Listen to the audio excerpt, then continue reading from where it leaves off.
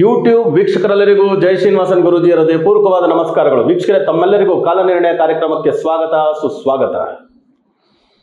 ಅಖಂಡ ಮಂಡಲಾಕಾರಂ ವ್ಯಾಪ್ತಂ ಯೇನ ಚರಾಚರಂ ತತ್ಪದಂ ದರ್ಶಿತಂ ಯೇನ ತಸ್ಮೈ ಶ್ರೀ ಗುರವೇ ನಮಃ. ಅಜ್ಞಾನತಿಮಿರಾಂಧಸ್ಯ ಜ್ಞಾನಾಂಜನ ಶಲಾಕಯ ಚಕ್ಷುರ್ನಿರ್ಮಿತಂ ಯೇನ ತಸ್ಮೈ ಶ್ರೀ ಗುರವೇ ನಮಃ. ಗುರು ಬ್ರಹ್ಮ ಗುರು ವಿಷ್ಣು ಗುರುರ್ದೇವೋ ಮಹೇಶ್ವರಃ ಗುರು ಸಾಕ್ಷಾತ್ ಪರಬ್ರಹ್ಮ ತಸ್ಮೈ ಶ್ರೀ ಗುರವೇ ನಮಃ. ಗುರವೇ ಸರ್ವಲೋಕಾನಾಂ ವಿಷಜೇ ಭವರೋಗಿಣಾಂ ನಿಧಯೇ ಸರ್ವವಿದ್ಯಾನಾಂ ದಕ್ಷಿಣಾಮೂರ್ತಯೇ ನಮಃ. ಓಂ ಹ್ರೀಂ ಶ್ರೀ ಗುರುಭ್ಯೋ ನಮಃ. ಜೈ ಸಿದ್ಧಿವಿನಾಯಕ, ಜೈ ಸರ್ವೇಶ್ವರ, ಜೈ ಮಹಾಕಾಳಿ, ಜೈ ಮಹಾವತಾರ್ ಬಾಬಾ, ಜೈ ಶ್ರೀರಾಮ್, ಜೈ ಭಾರತ್. ಶಿವಾಯ ವಿಷ್ಣು ರೂಪಾಯ ಶಿವರೂಪಾಯ ವಿಷ್ಣವೇ. ಆರಾಮಾಗಿದ್ದೀರಾ ಸ್ನೇಹಿತರೆ? ಹುಷಾರಾಗಿದ್ದೀರಾ? ಇವತ್ತು ನಾವು ಮಾತಾಡಿಕೊಟ್ಟಿರ್ತಕ್ಕಂಥ ವಿಷಯ ಏನಂದರೆ, ಏಪ್ರಿಲ್ ತಿಂಗಳ ದ್ವಾದಶ ರಾಶಿಗಳ ರಾಶಿ ಫಲದ ಬಗ್ಗೆ ಮಾತಾಡಿಕೊಟ್ಟಿದ್ವಿ. ಈ ಕೂಡಲೇ ತಾವೆಲ್ಲ ಜೈ ಶ್ರೀನಿವಾಸನ್ ಟಿವಿ ಯೂಟ್ಯೂಬ್ ಚಾನಲ್ನ ಸಬ್ಸ್ಕ್ರೈಬ್ ಮಾಡಿ, ನಮ್ಮ ಎಲ್ಲ ವಿಡಿಯೋಗಳನ್ನೂ ಲೈಕ್ ಮಾಡಿ, ಎಲ್ಲ ವಿಡಿಯೋಗಳಿಗೂ ತಮ್ಮದೇ ಆದಂಥ ಕಮೆಂಟ್ ಮಾಡಿ ಅಂತ ಹೇಳ್ತಾ ವಿಡಿಯೋ ಒಳಗೆ ಹೋಗೋಣವಾ? ಬನ್ನಿ. ಮಕರ ರಾಶಿಯವರಿಗೆ ಏಪ್ರಿಲ್ 2024 ರಾಶಿ ಭವಿಷ್ಯ ಹೇಗಿರುತ್ತೆ? ಮೊದಲಿಗೆ 4 ರಾಶಿ ಕುಂಬಳಿ ನೋಡ್ಕೊಳ್ಳೋಣ. 1st April 2024, 10th April 2024, 19th April 2024, 28th April 2024. 4 ರಾಶಿ ಕುಂಡಲಿ ನೋಡಿ. ಸೊ ಒಂದು 90% ಚೆನ್ನಾಗಿದೆ. ಜಾಕ್ಪಾಟ್ ಅಂದರೆ ತಪ್ಪಾಗಲ್ಲ ಮಕರ ರಾಶಿಯವರಿಗೆ. ಹೇಗೆ ಅಂದರೆ, ರಾಶಿಯಾಧಿಪತಿ ಶನಿ ವೆಲ್ ಪ್ಲೇಸ್ಡ್, ಆಮೇಲೆ ಶುಕ್ರ ಉಚ್ಚ ಸ್ಥಾನದಲ್ಲಿದ್ದಾರೆ, ಬುಧ 4ನೇ ಮನೆಯಲ್ಲಿದ್ದಾರೆ, 5ನೇ ಮನೆಗೆ ಹೋಗ್ಬೋದು, ಮತ್ತು ಈ ಕಡೆ ಬರೋದು ಹೋಗೋದು ಇದೆ. ಇದು ಬಿಟ್ಟು ಯೋಗವನ್ನು ತಂದುಕೊಡದೇ ಇರೋ ಗ್ರಹಗಳಂದ್ರೂ ಕೂಡ ಗುರುಗ್ರಹ 4ನೇ ಮನೆಯಲ್ಲಿ, 3ನೇ ಮನೆಯಲ್ಲಿ ರಾಹು, 9ನೇ ಮನೆಯಲ್ಲಿ ಕೇತು. ಇದು ಒಂದು 10% ಇವ್ರಿಗೆ ತೊಂದರೆ ಕೊಡ್ಬೋದು. ಅದು ಆಲ್ಮೋಸ್ಟ್ 1.5 ವರ್ಷ ಇರತಕ್ಕಂಥ ಕೆಲಸ ಅಲ್ವಾ. ಆಲ್ರೆಡಿ 6 ತಿಂಗಳಾಯಿತು ರಾಹು 3ನೇ ಮನೆಗೆ ಬಂದು, 9ನೇ ಮನೆಗೆ ಕೇತು ಬಂದು. ಇನ್ನೊಂದು 1 ವರ್ಷದವರೆಗೂ ಪ್ರಿಡಿಕ್ಷನ್ ಸೇಮೇ. ಬಟ್ ಮಿಕ್ಕಿದ ವಿಷಯಗಳು ಅಂದಾಗ ಸೂರ್ಯ 3ನೇ ಮನೆಯಲ್ಲಿ ಇರೋದು, ಮತ್ತು ಉಚ್ಚ ಸ್ಥಾನಕ್ಕೆ 4ನೇ ಮನೆಗೆ ಹೋಗೋದು, ಇವರೆಲ್ಲ ಯೋಗವನ್ನು ತಂದುಕೊಡದೇ ಇರೋ ಗ್ರಹಗಳಾಗ್ಬೋದು. ಮಂಗಳ ಗ್ರಹ 2ನೇ ಮನೆಯಲ್ಲಿರೋದು, ನೆಕ್ಸ್ಟ್ 3ನೇ ಮನೆಗೆ ಹೋಗೋದು. ಸೊ ಚಂದ್ರ ಬಂದು ಆಲ್ಮೋಸ್ಟ್ 12ನೇ ಮನೆಯಲ್ಲಿರೋದು. ಇವೆಲ್ಲವನ್ನು ನಾವು ನೋಡುವಾಗ ಹಣಕಾಸಿನ ವಿಷಯದಲ್ಲಿ ತುಂಬಾ ಚೆನ್ನಾಗಿರುತ್ತೆ ಮಕರ ರಾಶಿಯವರಿಗೆ. ಸೊ ಭೂಮಿ ವ್ಯಾಪಾರ, ಅದೇ ರೀತಿ ಬೈಯಿಂಗ್ ಸೆಲ್ಲಿಂಗ್. ಅದು ಬೈಯಿಂಗ್ ಸೆಲ್ಲಿಂಗ್ ಭೂಮಿ ಮಾತ್ರ ಅಲ್ಲ, ಎಲ್ಲ ರೀತಿಯಲ್ಲೂ ಚೆನ್ನಾಗಾಗುತ್ತೆ. ಹಣಕಾಸು ಇನ್ನೇನು ನಾಳೆ ಬೇಕು 10 ಗಂಟೆಗೆ ದುಡ್ಡು ಅಂತ ಹೇಳಿದ್ರೆ 9 ಗಂಟೆ ಕೈ ಬಂದು ಸೇರುತ್ತೆ, ಅಂದ್ಕೊಂಡಿದ್ದಕ್ಕಿಂತ ಹೆಚ್ಚಾಗೆ ಬರುತ್ತೆ. ಈ ಥರ ನೆಕ್ ಟು ನೆಕ್ ನಡೆದ್ರೂ ಕೂಡ ನಾನು ಅಂದ್ಕೊಂಡಿದ್ದಕ್ಕಿಂತ ಹೆಚ್ಚು ಪ್ರಾಫಿಟ್ ಆಗಿ ನಡೀತಕ್ಕಂಥ ಚಾನ್ಸಸ್ ಉಂಟು. ಸೊ ಯಾರೇ ಆಗಲಿ, ನಿಮಗೆ ಸೂರ್ಯ ರಾಹು ಬೇರೆ ಸಂಬಂಧಪಟ್ಟಿರೋದ್ರಿಂದ ಕೋರ್ಟು ಕಚೇರಿ ವ್ಯಾಜ್ಯಗಳು, ಪೊಲೀಸು, ಅದು ಇದು ಅಂತ ಸರ್ಕಾರದ ಸಂಬಂಧವಾದಂಥ ಏನೇ ವ್ಯಾಜ್ಯಗಳದ್ದು ಎಲ್ಲ ಸರಿ ಹೋಗೋ ಚಾನ್ಸಸ್ ಉಂಟು. ಶುಕ್ರನ ಜೊತೆ ಸೂರ್ಯ ರಾಹು, ಲಾಟ್ರಿ ಯೋಗ ಇದೆ.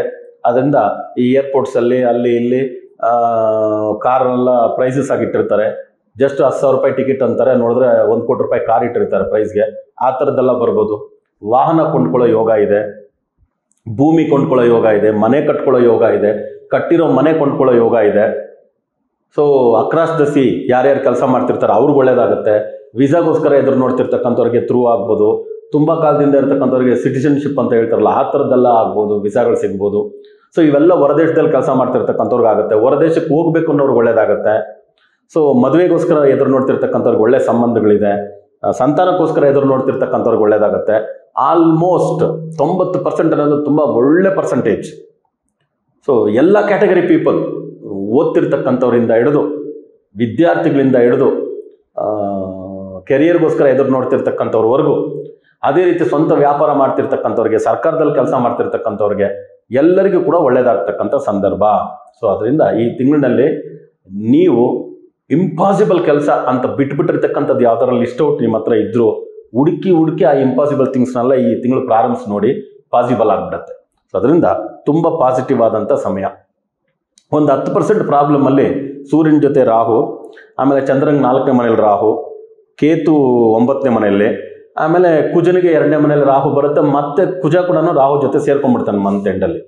ಅವಾಗೇನಾಗುತ್ತೆ, ಅಣ್ಣ ತಮ್ಮಂದ್ರ ಜೊತೆ ಜಗಳಗಳು ಬರ್ಬೋದು, ತಂದೆಯ ಜೊತೆ ಜಗಳ ಬರ್ಬೋದು. ಅಣ್ಣ ತಮ್ಮಂದರಿಗೆ ಆಯುಷ್ಯನ ಗಂಡಾಂತರ, ಆರೋಗ್ಯದ ತೊಂದರೆಗಳು, ತಂದೆಗೂ ಆರೋಗ್ಯದ ತೊಂದರೆ, ಆಯುಷ್ಯಕ್ಕೆ ಗಂಡಾಂತರ ಬರ್ಬೋದು. ಅದರಿಂದ ತಂದೆ ಜೊತೆ ಜಗಳ ಮಾಡಿಕೊಂಡು ಅದರಿಂದ ಅವ್ರಿಗೆ ಆರೋಗ್ಯ ಏರ್ಪೇರಾಗಿ ಅವ್ರ ಆಯುಷ್ ಗಂಡಾಂತರ ಬರೋ ಥರ ಸೀನಿಯರ್ ಸಿಟಿಸನ್ ತಂದೆಯವರಿದ್ರೆ ಸ್ವಲ್ಪ ಹುಷಾರಾಗಿದ್ಬಿಡಿ. ಅಣ್ಣ ತಮ್ಮಂದ್ರು ಅಷ್ಟೇ, ಸ್ವಲ್ಪ ಜಗಳ ಮಾಡ್ಕೊಂಡ್ಮೇಲೆ ಏನೋ ಮನಸ್ಸಿಗೆ ಬೇಜಾರು ಮಾಡ್ಕೊಂಡು ಅವ್ರೇನಾದ್ರು ಹೆಚ್ಚು ಕಮ್ಮಿ ಮಾಡ್ಕೊಂಡ್ರು ಕಷ್ಟನೇ. ಆಕ್ಸಿಡೆಂಟ್ಸ್ ಅದು ಇದು ನ್ಯಾಚುರಲ್ ಆಗೇ ಇದೆ ಅವ್ರಿಗೆ. ಯಾಕಂದ್ರೆ ಕುಜ ರಾಹು ಸಂಬಂಧ, ಸೂರ್ಯ ರಾಹು ಸಂಬಂಧ. ಕುಜ ಅಂದ್ರೆ ಅಣ್ಣ ತಮ್ಮಂದರಿಗೆ ಕಾರಕತ್ವ ವಹಿಸೋದು, ಆಮೇಲೆ ಸೂರ್ಯ ಅಂದ್ರೆ ತಂದೆಗೆ ಕಾರಕತ್ವ ವಹಿಸೋದು. 9ನೇ ಮನೆಯಲ್ಲೇ ಕೇತು ಅಂದ್ರೆ ಭಾಗ್ಯಸ್ಥಾನ ಅಂದ್ರೆ ತಂದೆಯ ಸ್ಥಾನ. 3ನೇ ಮನೆಯಲ್ಲಿ ಆಲ್ರೆಡಿ ರಾಹು ಇರೋದ್ರಿಂದ ಅದು ಅಣ್ಣ ತಮ್ಮಂದರ ಸ್ಥಾನ. ಸೊ ಬ್ರದರ್ಸ್ಗೆ ಏನೋ ಲಾಸಸ್ ಆಗೋದು ಇಲ್ಲ, ಬ್ರದರ್ಸ್ ಇಂದ ಪ್ರಾಬ್ಲಮ್ ಆಗೋದ್ರಿಂದ ನಮ್ಮ ಅಣ್ಣ ತಮ್ಮ ನಮ್ಮ ತಂದೆಯವರು ಅನ್ನೋದು ಒಂದು ಸ್ವಲ್ಪ ಬಿಟ್ಕೊಡ್ತಕ್ಕಂಥದ್ದು ಮಕರ ರಾಶಿಯವ್ರು ನೋಡ್ಕೊಂಡ್ರು ಅಂದ್ರೆ ಚೆನ್ನಾಗಿರುತ್ತೆ, ಇಲ್ಲಾಂದ್ರೆ ತೊಂದರೆಗೊಳಗಾಗ್ತಾರೆ. ಅದೊಂದು ನಿಮಗೆ ಮನಸ್ಸಿಗೆ ವೇದನೆ ಕೊಡ್ಬೋದು.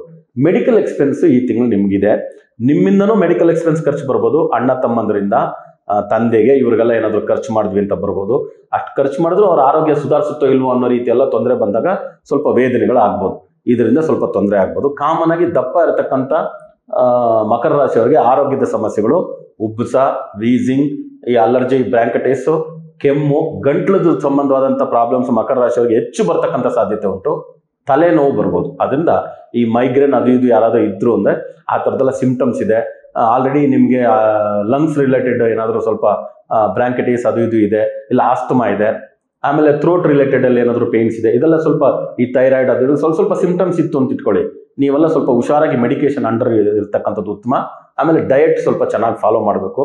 ಸಾಧ್ಯವಾದಷ್ಟು ಆಯುರ್ವೇದಿಕ್ ಟ್ರೀಟ್ಮೆಂಟ್ಸ್ ಅಲ್ಲಿ ಇದರಲ್ಲೆಲ್ಲ ಹೋದ್ರೆ ಒಳ್ಳೇದು, ಇಲ್ಲಾಂದ್ರೆ ಸ್ವಲ್ಪ ತೊಂದರೆಗಳಾಗ್ತಕ್ಕಂಥದ್ದು ಚಾನ್ಸಸ್ ಇದೆ. ಇದೊಂದೇ ನೆಗೆಟಿವ್ ಒಂದು 10% ಬಿಟ್ರೆ ಇನ್ನು 90% ಎಲ್ಲ ಪಾಸಿಟಿವ್ ಇರೋದ್ರಿಂದ ಯಾವುದು ಪರಿಹಾರಗಳ ಅವಶ್ಯಕತೆ ಇಲ್ಲ. ತುಂಬಾ ಚೆನ್ನಾಗಿರ್ತಾರೆ ಮಕರ ರಾಶಿಯವರು. ಏಪ್ರಿಲ್ ತಿಂಗಳು ಇಂಪಾಸಿಬಲ್ ವಸ್ತುಗಳು, ಇಂಪಾಸಿಬಲ್ ವರ್ಕ್ ಯಾವ್ಯಾವ್ದು ಪೆಂಡಿಂಗ್ ಇತ್ತೋ ಥ್ರೂಔಟ್ ದ ಇಯರ್ ಅದನ್ನ ಲಿಸ್ಟ್ ಔಟ್ ಮಾಡಿ ಈ ಸರಿ ಸಕ್ಸಸ್ ಮಾಡ್ಕೋಬಹುದು. ಅದರಿಂದ ಒಳ್ಳೇದಾಗುತ್ತೆ. ಸೊ ಎಲ್ಲ ಸಿದ್ಧಿವಿನಾಯಕ ಚರಬೇಶ್ವರ ಸ್ವಾಮಿ ತಮ್ಮೆಲ್ಲರಿಗೂ ಸಕಲ ಸೌಭಾಗ್ಯಗಳನ್ನ, ಆಯುರಾರೋಗ್ಯ ಅಷ್ಟೈಶ್ವರ್ಯಗಳನ್ನ ದಯಪಾಲಿಸಲಿ ಅಂತ ಬೇಡ್ಕೊಳ್ತಾ ಮತ್ತೆ ಹೊಸ ವಿಡಿಯೋಗಳೊಂದಿಗೆ ತಮ್ಮನ್ನ ಭೇಟಿ ಮಾಡ್ತೀನಿ. ಅಲ್ಲಿವರೆಗೂ ಹುಷಾರಾಗಿರಿ, ಆರಾಮಾಗಿರಿ ಅಂತ ಹೇಳ್ತಾ ತಮ್ಮಿಂದ ಬಿಡುಗಡೆ ತಗೊಳ್ತಿರುವುದು ತಮ್ಮೆಲ್ಲರ ಜಯ ಶ್ರೀನಿವಾಸನ್ ಗುರುಜಿ. ಲೋಕ ಸಮಸ್ತ ಸುಖಿನೋ ಭವಂತು, ಸರ್ವೇ ಜನ ಸುಖಿನೋ ಭವಂತು, ವಸುದೈವ ಕುಟುಂಬಕಂ.